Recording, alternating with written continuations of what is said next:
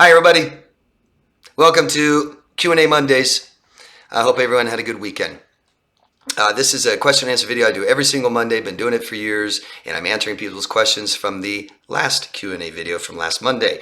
Anybody have a question, ask me anything you want. Go down in the comment section, ask your question. I will answer it next Monday in next Monday's video. Make sure it's always the last Q&A video that was made, not the one last week or 2 weeks or 3 weeks ago. And all I ask is please give your location so we know where you are. Thank you very much. Something I haven't asked or talked about in a couple weeks is the petition, Stop Narcissistic Online Bullying petition I created not too long ago.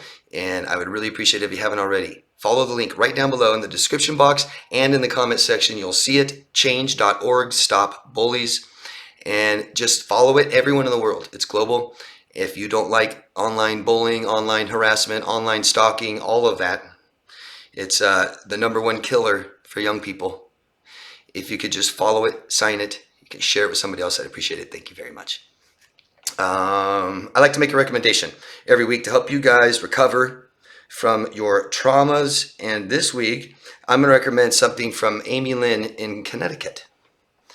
Amy says, I wish I could send you a picture of what diamond painting is. I have been giving my diamond paintings away since Christmas and also gave one to my mom for her in January, and she loved it. I wish you could elaborate on how you said in this Q&A how creativity opens up a certain part of your brain. This is the first time in my life that I have done something creative. Thank you. It's exciting, isn't it, Amy? Great. And I love that you're sharing it with other people. I don't know if you know what you're doing inside, what's going on in your head. So I mentioned that creativity helps unlock the brain to heal. So emotional trauma, what a lot of you guys have gone through, most of you, all of you, maybe. Prolonged exposure to this kind of stress makes our nervous system not work appropriately. We have stress chemicals that helps us fight stress, danger, fear, eliminate it or get away from it. And then the feel-good hormones come and they help calm us down and make us feel comfortable again. If this goes on too long, like it has, it doesn't work right. And we become dependent on the relationship with toxic people or toxic relationships to help us feel better, to have these hormones released, make us feel good. After the relationship is over, we're all alone and it's just stress chemicals. So one thing I encourage you guys to do is start your nervous system, start making it work appropriately instead of outside stimulus and people all the time. Start doing it ourselves. One way to do it. Many other ways that I talk about, but one way is to be creative. Be creative. It works a lot of our brain. It can be exciting and it's very rewarding. It releases dopamine, and sharing it with other people releases oxytocin. Those are the 2 of the 4 major feel-good hormones that we need to start working again on our own. We also need serotonin and endorphins. So this is just such a good idea. You found something, Amy. First you searched, right? All about you. And you found something that excites you. You tried it, you finished it, and you give it away. I think it's just great, and that's why it feels so good. So I encourage all of you to be creative. If you want to try it or just see what diamond painting is, I'll put a link down below. I went and checked it out, and it's beautiful. I saw a mandala owl done in painted diamonds, and it's just gorgeous. Yeah, gorgeous. Thank you, Amy. Anybody else ever done it? Know about it? Let us know what you think down below. And Rose, if I remember right, from the United Kingdom. Could I also ask, I've looked at schizoid condition as I've looked at other disorders. It does list a lot of things that I can see in him. Have you ever looked into this? Yes, I'm pretty well knowledgeable in all 10 personality disorders. I know a lot of you guys may only be knowledgeable in the cluster B disorders. There's 4 of them: the borderline, histrionic, narcissistic, and antisocial. There's 6 more. Rose here's talking about schizoid personality disorder. The cluster B that we all know of that I just listed is considered wild. The schizoid falls in the cluster A, which is considered weird, odd, strange, off-putting. Schizoid, and what I want to address, well, schizoid itself is somebody that has a horrible time forming any kind of new relationships. Shy, strange, quiet, pulls away, doesn't try, not much affect, really not joining and trying socially. It might be the strange neighbor who's kind of dorky, got long greasy hair, maybe a little off-putting, but glasses and kind of dorky, never has another person over, never goes anywhere, always at home unless they go to work, come back, not really try to interact with you. Yeah, alone, pretty bad. But the important part is what Rose is asking is she believes her husband may have a personality disorder. She was wondering which one, narcissist or borderline, I believe. And now you're noticing, you looked up schizoid, and wow, there's some things that fit there. Once someone has a personality disorder, it's very common, always probably, to have some other traits in different disorders of the personality disorder of all 10. It's like once you cross the line, you know, you might be grandiose, not much empathy, things like this, but you also might not be able to regulate your emotions very well, and you might be very sexual, like a histrionic, and a lot of therapists, very common to diagnose someone with 2 different personality disorders because they actually fit the criteria of each one.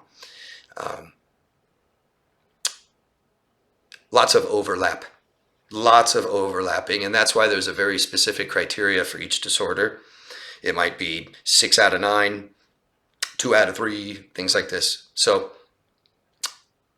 it's like spectrums you could say we're all on. I'm sure all of you watching has some trait, one of some personality disorder, or used to have a few, and now you don't. Hope I answered your question, Rose. Thanks, let me know. And Bob Smith, I don't know where you're from. Let us know next time, Bob. The new supply is not very new, LOL. Been with X for a long, long time. Supply hates me just as much as X, which is fine, but how do you hate someone you never knew? 2 toxic people bonded over hating me when I'm just me. How do I throw them off the scent?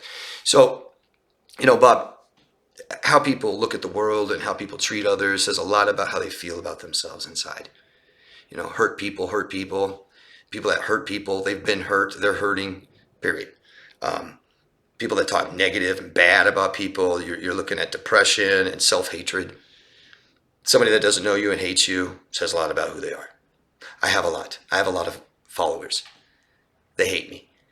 Yeah, but they can't stop following me all the time, talk about me all the time.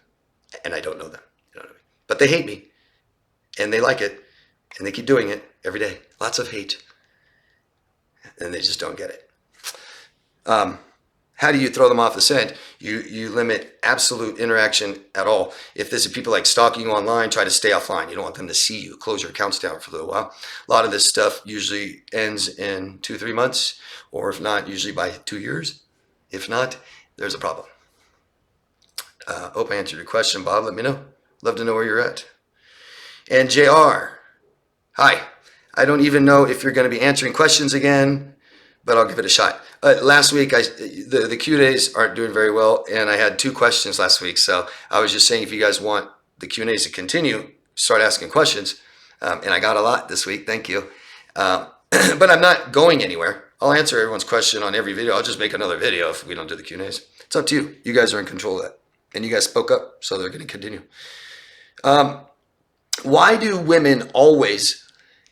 I love statements like that. Not too many things that all women do, right? Not too many things that all men do that would be different than women or stuff like that. But always cry when I tell them to stop trying to control me, and not in a mean way. My mom and all my girls have done this. What are they going through? Like, what feelings are they having that they're crying over it? And is it really about me or about them? Sounds like it might be more about them, but there's something going on if this is a common theme in your life. So if people are trying to control you and you ask them to stop controlling me, sounds like a lot of fear of abandonment, maybe rejection. They're afraid they're going to lose you really bad. People that have fears, or, you know, that can't calm themselves down, that can't reassure themselves, that can't accept, you know, that, hey, this person might leave me someday and not just crumble. Yeah, there's some definite emotional instability going on there, and their fears are playing into it. If that's what's going on, what do you think about that, JR? Let me know. And I can't remember where you're from. And Bob again, what are the best self-care tips for someone that has to see narcs at events? Do they come after you if you seem too happy when they have to see you? I tried to ignore them and they're flying monkeys. Even saw them taking pictures of my spouse at an event. What's that about? They try to provoke me. Okay, so Bob, the best thing to do for people that are obsessed like this is to stay out of their view for as long as possible. So I'm not telling you not to do events and live your life. You're just asking me what's the best way to keep them off the radar and stuff, is to be out of sight, out of mind. If I have somebody I don't know stalking me on the internet, and if they're looking at my Facebook and I'm doing daily posts on my Facebook, they get to almost be a part of that and get to see what I'm doing all the time, and they're checking and they're getting rewarded.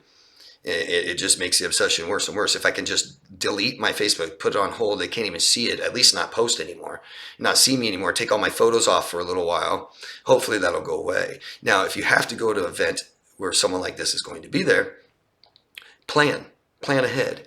So it'd be really good to take someone with you that understands this and to not leave you alone. And if this happens, they step in, you guys have a plan. But Bob, always know what you want to say.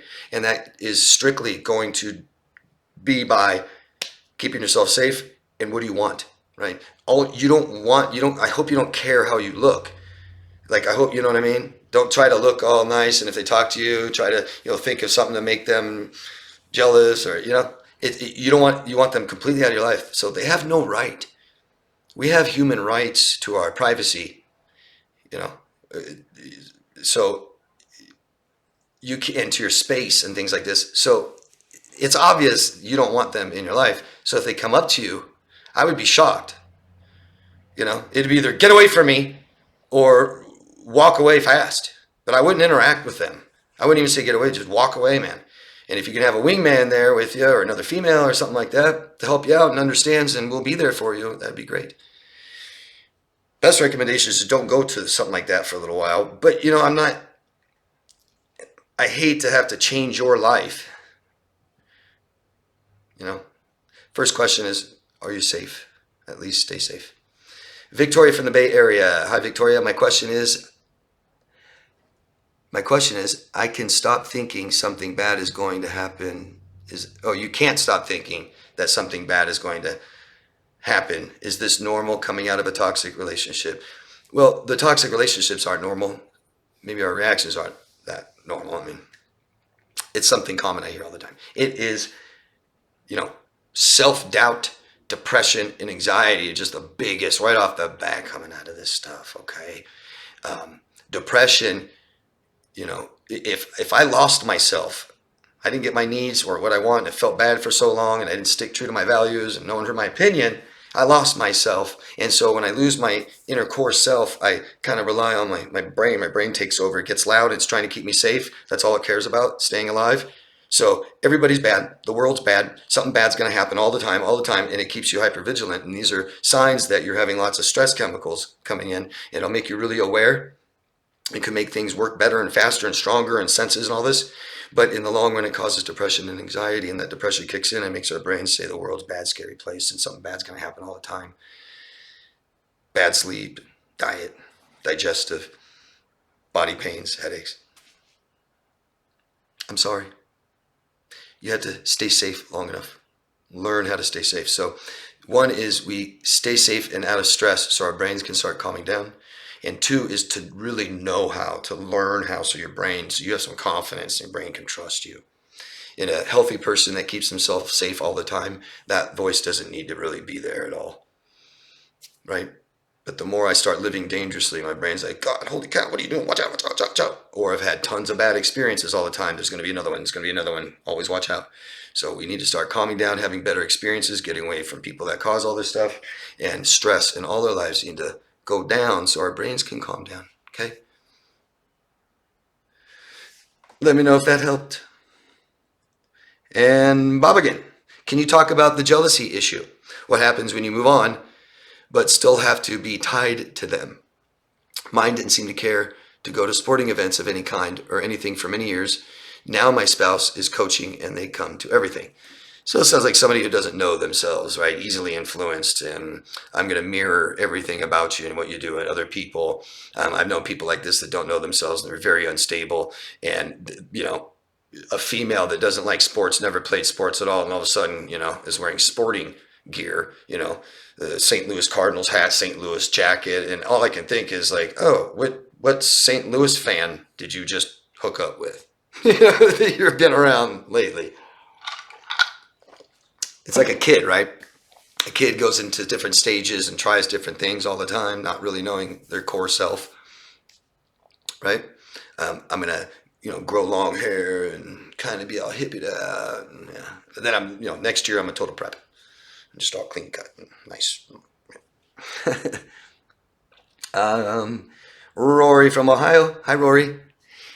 He would what I call future faking a compliment. Like, is that new? Did you get your hair cut? Is this a new recipe? Did you add on to the house?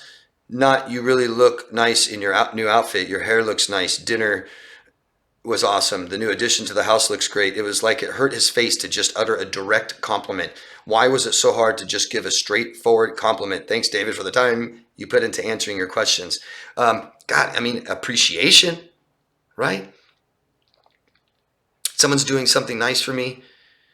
If I really say someone does something nice for you for a few months, and you really appreciate it in the beginning, you say, thank you, thank you, thank you, thank you. But what about after about a month, you stop thanking them and stuff? It sounds like you kind of stopped appreciating what they're doing, kind of took it for granted. Maybe you don't even want them to do it anymore.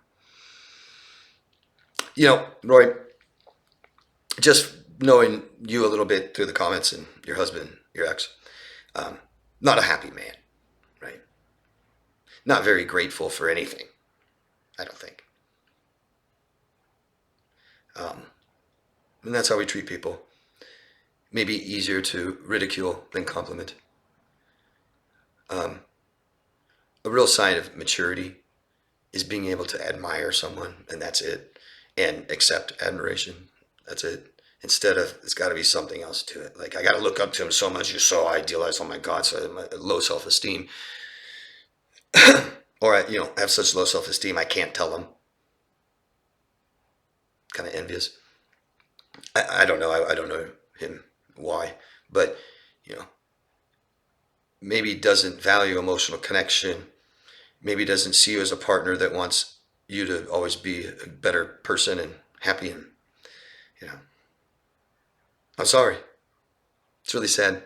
It's sad when I hear people talk about decades long marriage relationships they had and they never got nothing out of it. It's sad. I'm sorry, Rory. But yeah, at least didn't appreciate you anymore at some point. All right. Bob again from Ohio. He told us, can you explain how two narcs end up together for years and years? How do they have long-term relationships? Well, toxic people flock together, right? Birds of a feather. I mean, one of the funniest things I hear about, like, someone will tell me how toxic their partner is for years, and really toxic, like, and then they're always thinking like, oh, like it's a man, and they think that there's so many women around and they just have women all the time probably, and it's just like, I can't say that initial, like, first dates or whatever, I don't know, but someone's sick like this that you just described as so awfully sick and horrible. It's like, they don't have much of a choice. They got to trick and fool people or get really sick, toxic people, But there's a dynamic. I made a video about this before, not too long ago, a year ago. And there's a dynamic of kind of the overtly narcissistic male, and it could be different, opposite, overtly narcissistic male, and the covertly narcissistic female, married together, stay together. Why? The overt gets all that kind of attention, negative attention, positive attention, and the wife rides his coattails and says, yeah, but I'm a victim. Maybe trashing him, he's bad, he's this, stays quiet, but then tells people on the side how awful it is, how bad he is, or I don't get nothing. Just plays that real covert victim and gets all the attention that way. They kind of feed off each other. Look what they believe is important, and they just try to attain those things. Hope that helps. Bob again. Can you ask others that are years out, do they still ask permission for things when they don't need to and apologize all the time? Yeah, I mean, that is the best victim, the people pleaser. Yeah.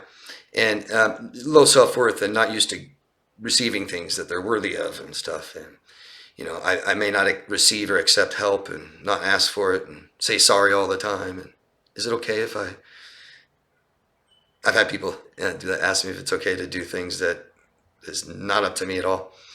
So that's very common. And of course, some people get, better. Some people keep doing it. Yeah, absolutely. How do you work on saying no and not being a people pleaser? It's a behavior you want to change, so you got to start doing it. You just got to start doing it, Bob. Right? It's not. I know it's hard, but it's not impossible. And we just need some good experiences that go, okay, we don't have any if this is how difficult it is. You can be really aware of this, I've said this a lot, is by just saying no all the time, like for a day, 2 days, a week, no matter what they ask, no. You'll find yourself explaining and apologizing. If you want to get better at it, stop doing that. Just say no. I say no, thank you. David, do you want to help me with this? Oh, no, thank you. David, do you have $1? No, thank you. It's not easy, but it gets easier because it's what we're supposed to do. It's the right thing to do, protect ourselves. If I don't want to, why would I keep saying yes? There's a certain part where we want to be agreeable. I'm definitely willing to do some things I don't want to do for the relationships I have that I really value and stuff, for sure, give and take. But yeah. Salema from France, could you please explain the triangle of Cartman related to narcissism, or the dynamics of the triangle of Cartman intrinsically narcissistic? Yeah.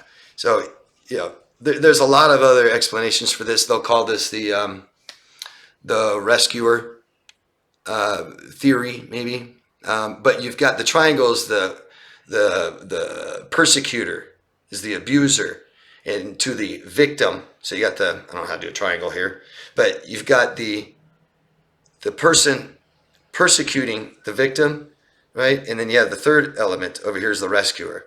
But you'll have a person creating drama and then rescuing them from it. Make sense? And it is narcissistic. It doesn't need to be different for someone that has the disorder. Just like narcissistic parenting. And then you ask me, well, what's it like if a narcissist does it? Well, it's already narcissistic. But I think I'll make a whole other video on this. Always need more material. Thank you. Salema. Bob again. Hi, Bob.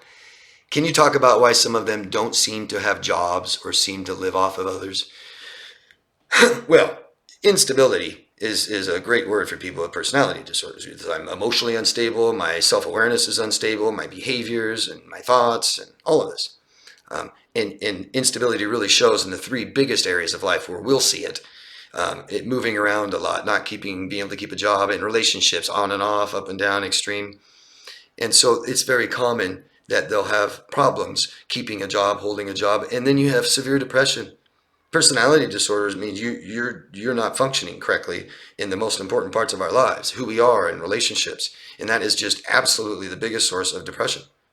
And so depression means I don't really have a will, like I'm not excited about life and can take failures. Doesn't matter. I want to succeed. I don't really know what I want to do. And no, they don't look at themselves.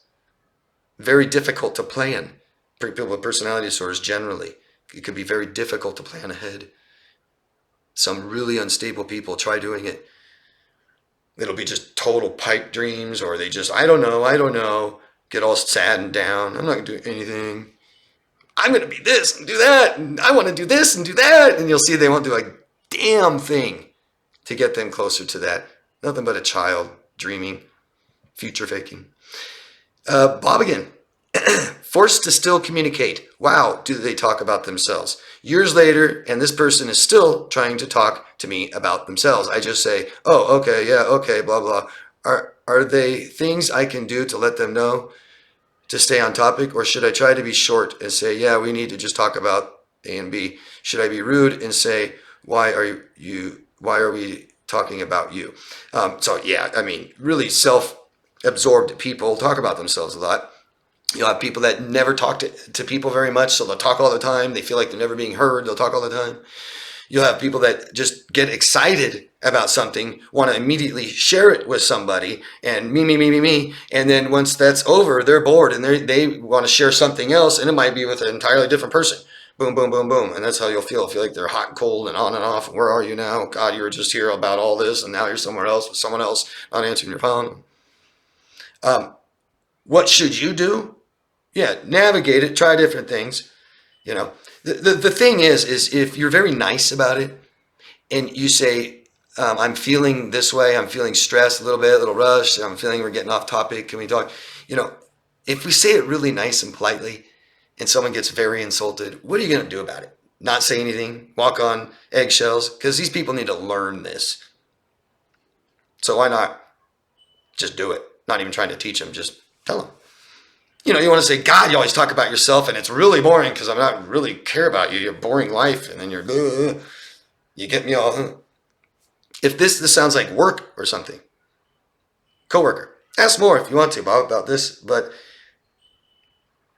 stay on topic for sure. It can be a difficult thing to do. You wait till they pause and then you talk. If someone's talking a lot, you can't get in a word in edgewise. Right? Then you wait for a pause and you say something and say, hey, I thought we were talking about this, and keep them on topic. What also is good is this is a lot of codependency, so they're needing to share this with you and get your reaction and stuff. And so no reaction to it, you know, just, oh, okay. So anyway, let's talk about this. You know, how many times is someone going to keep doing that, keep talking to you and telling you when you have no reaction to it? Let me know what you think, Bob. I think that's it. Yeah, I got through those rather quickly. There's a bunch of them. Thanks, guys. Keep them coming if you want this to continue. I really need you guys' support. Vote, please, up. It's the only way these get spread and develop, because I want to try to get this out to as many people as possible. I've experienced this myself, and it was very, very, very difficult. Very many years of challenges and no answers, and nobody could help. So that's why I'm doing this. So if you guys could just push couple buttons, support that petition, vote, subscribe to the channel, I appreciate it. Thank you.